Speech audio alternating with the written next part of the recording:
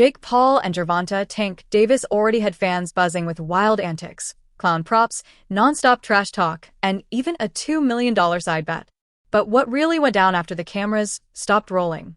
That's where things got intense. Backstage, chaos broke out. Shouting matches, threats flying, and face-to-face tensions so heavy that security had to jump in before it exploded into a real fight. And what was said behind those doors? It changes everything we thought we knew about this rivalry. Because now, it's not just about Jake's size or Tank's power, it's about pride, ego, and who's willing to go further when the lights aren't on.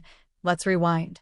Jake Paul, standing tall at 6 feet 1 inch, came into the press conference armed with props.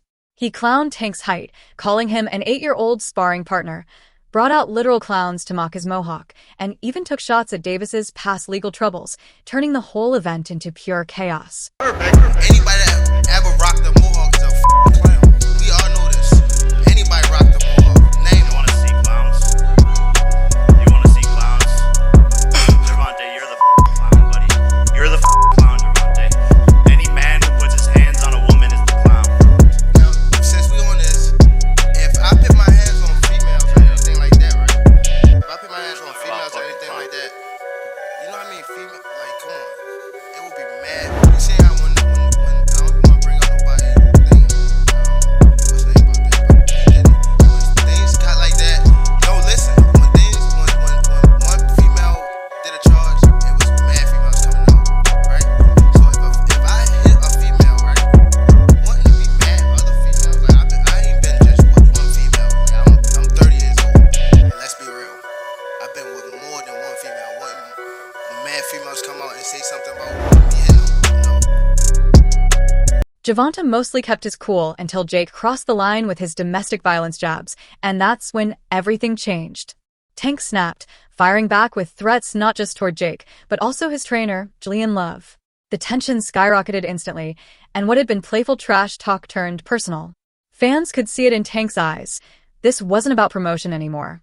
It was about respect, and the moment Jake dragged his past into it, Gervonta made it clear he wasn't going to let anyone play with his name. Gervonta, a lot of boxing fans aren't happy with the fact you've taken this fight rather than the road rematch fights with the likes of Shakur, Devin Haney, Teofimo, etc. What do you make of that reaction? Can we still expect to see those fights? Watch that kid. What they think. When y'all switch every. If somebody can have a bad day, y'all switch it on who y'all favorite fighter is or who this person's supposed to fight. Like y'all need to sit back and be fans and just enjoy the sport. Like, y'all even talk about people's personal lives. Like when it come to that? Can we still expect to see any of those fights in the future? And y'all keep talking about fighting somebody. Did he just have a fight? And what happened? He won, right? But how you look in it? Exactly. But y'all say some different shit when it's me, right? Cause y'all want me to lose. When y'all see people in that limelight too long, they want to take that they want somebody else to, come take that spot.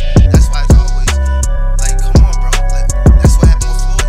Y'all seen him too much, and once y'all see him so much, y'all start hating him. It turned from love to hate. When they finally faced off, Jake looked down at Tank like a big brother bullying a kid. Tank shoved, Jake shoved back. Security dragged them apart, but the cameras missed what came next. Backstage, it turned deadly personal.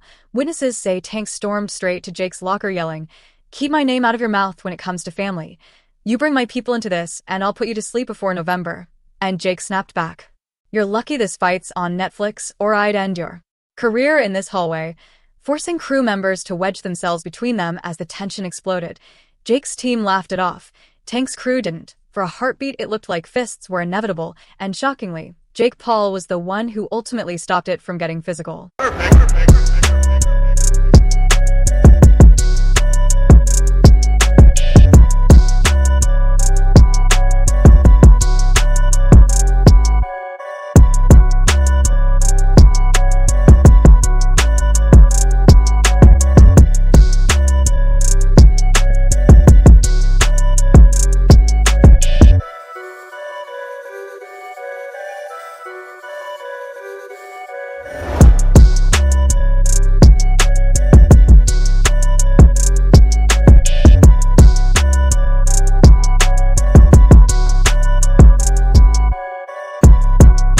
And here's the kicker.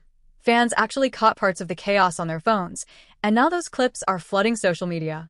You can see Tank pointing his finger inches from Jake's face, while Jake just stands there smirking like he's untouchable. But what's behind all this heat? For Tank, it's about respect. He's one of boxing's most feared knockout artists, a multi-division world champion who's dropped real killers in the ring. And now, out of nowhere, Jake Paul, a YouTuber with more Instagram followers than knockouts, is clowning him on the biggest stage. For Tank, that's not just disrespect, it's a challenge to everything he's built his name on. Paul saved him from that. Should he have fought Roach? Do you think he avoided him, ducked him, or anything like that? Was just business decision. I can't say, bro. It looks like he didn't want to go back down that road. And Jake Paul saved him from that. Jake Paul saved him from that, bro. He got out. You know what I mean? That's the one that's going viral. Shit, that's a good one. Jake Paul saved him. Got you. I mean, but that's the truth. It seems like. And Roach, Roach came with it, bro. And it looks like through their familiarity coming up in the amateurs and all that together, Roach really know him better than most fighters. Might have heard this one before. You know what I mean? Roach know him, bro. So I think that was hindsight always 20. I didn't think he wanted to go back down there. That was a tough out for him. For Jake, it's all about validation. Every time he stepped into the ring, whether it was against Ben Askren, Tyron Woodley, Anderson Silva, or even Julio Cesar Chavez Jr., people doubted him. They said he couldn't hang with real fighters, and every time, he proved them wrong. But facing Gervonta Tank Davis? That's his boldest move yet. Because if Jake can even survive against a pound-for-pound star like Tank, he doesn't just earn respect. He cements himself as something more than a YouTuber, more than an influencer, a real boxer chasing legacy. You can't be mad at somebody for doing what they feel is best for them. Will it impact Tank's legacy if Jake Paul were like to beat him or even like knock him out? Dude, Tank's a 3-division world champion, 4-time 3-division world champion. At the end of it, bro, you can't take anything away from him. Bro, you can't be mad at somebody for doing what they feel is best for them. It's the same way Roach feels Tank is the best option for him. Same way that Stevenson thinks Tank's the best option for him, or like all stuff, right? At the end of it, bro, we just want to do what's best for ourselves, right? Facts. Right or wrong? Facts. So just do what's best for you. That's why the insults hit so hard, because this isn't just trash talk anymore. It's about legitimacy, pride, and who truly runs boxing right now. Both men are fighting for more than a win. They're fighting for their identity in a sport. Tank wants to remind the world he's the face of real boxing, the knockout king. For something like this, obviously smaller guy. How is this in the training aspect, Jake? Yeah, just a lot of punching down, practicing below my knees, and a lot of speed. We're sparring. That's what we need. We're sparring Warm up. some I know one 8-year-olds. thing. I got If the find 8-year-olds in there. anything- If I find out anything, I'm gonna beat your ass and I'm gonna beat Julian Love ass. On my mama, I'm gonna beat both of y'all ass. On my mama. And he laughing. He know. He laughing. What are you talking about? What does he have to do with this? Let anything. You know what I'm talking about. Let anything. Nah, I don't have to say it right now. Don't worry about it. I don't gotta say it up here. Let anything happen. And I'm gonna show you and him that. That's where things get crazy. The weight difference is unreal. Jake Paul fights at cruiserweight, tipping the scales at around 200 pounds in his last weigh-in. Tank Davis, on the other hand, is a lightweight, usually fighting around 135. That's a massive gap, nearly 65 pounds of difference. It's like Manny Pacquiao stepping in against someone 2 divisions above him. That's what makes this matchup so wild.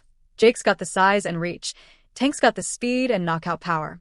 It's a collision that shouldn't even make sense, yet somehow it does.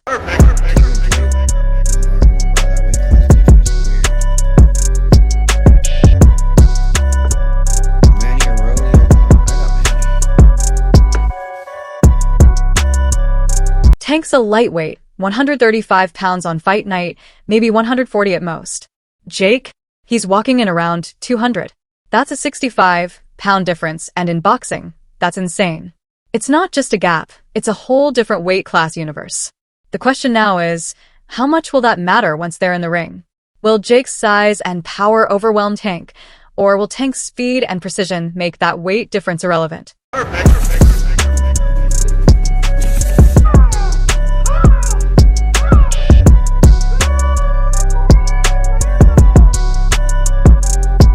balance things out, the commission officially labeled it an exhibition. 12-ounce gloves, a 195-pound catch weight limit. Still, even with those rules, Jake's going to be the much heavier man on fight night.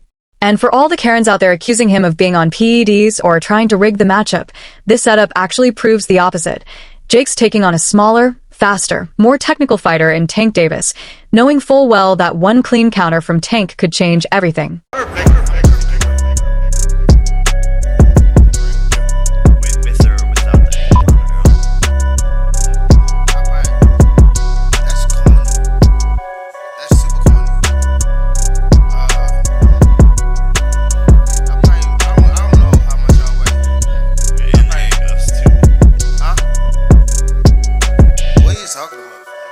How do you win this fight? That outfit trash. For real. That outfit is garbage. That hairstyle. Anybody that ever rocked the mohawk is a clown. We all know this. Anybody rock the mohawk. Name. You wanna see clowns? You wanna see clowns? Gervonta, you're the clown, buddy. You're the clown, Gervonta. Any man who puts his hands on a woman is the clown. Now, since we on this, if I put my hands on females or anything like that, right? If I put my hands on females or anything like that, you know how many females, like, come on, it would be mad. You see how when I don't want to bring up nobody, what's saying about that, but P. Diddy, when things got like that, no, listen, when one female did a charge, it was mad females coming out, right? So if I hit a female, right, wouldn't it be mad other females? Like, I ain't been just with one female. Like, I'm 30 years old. Let's be real. I've been with more than one female. When mad females come out and say something about me and them, no. Fans online are roasting the matchup. One comment read, asterisk, this is like throwing a pit bull in with a grizzly bear. Asterisk, another said, asterisk, Tank's got skills, but physics is undefeated. Asterisk, and Tank knows exactly what people are saying. Backstage, when Jake smirked about the weight difference, Tank snapped right back. Asterisk, size don't matter when you're asleep on the canvas.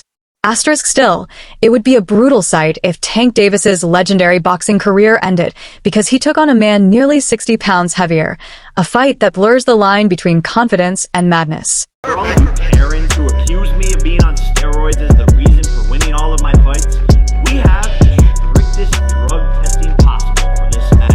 U.S. Anti-Doping Agency. Random drug test at any moment. Oh look, they're here now. Hey, USADA, you're looking good. See if you're on steroids. You can ask a whistle, contrary to what they say. And this is where things get even messier. The Georgia State Commission straight up refused to host the fight, calling it asterisk, the dumbest thing I've ever heard. Asterisk, that's why the whole event got moved to Florida. Critics are blasting it as a pure money grab. Exhibition rules, Netflix streaming rights, clown props at press conferences. It's starting to look less like a professional bout and more like a full-blown crossover spectacle. Still, anyone in that position would have taken the deal. The money, the spotlight, and the chance to shake up the entire boxing world. It was sad that if Tank Davis boxing career, real boxing career, championship, is over because, you know, of the Jake Paul fight. It would be sad for boxing. I don't know that to be the case. But if he make, you know, in excess of 30, 40 million. They reported $40 million. I don't know what, I don't know what he does after that. Does he come back to boxing and defend those titles? I don't know, bro. So I don't know if could this be the last time we see Tank Davis in a real championship fight? Was Lamont Roach the last fight we see him like that? I don't know. But if it is, that would be a tough pill to swallow for boxing fans. They're talking like they wouldn't take that kind of money, but let's be real, nobody's turning down that payday. And here's the twist. That's exactly what makes this fight so brilliant. Netflix's first major boxing stream, Tyson vs. Jake Paul, pulled in over 65 million live viewers worldwide. If Jake vs. Tank even comes close to that, it'll shatter records. Love it or hate it, everyone's going to tune in. Because this isn't just a fight anymore. It's a global event, a clash of worlds, and whether you're rooting for Jake or praying for Tank to humble him, you'll still be watching when that bell rings.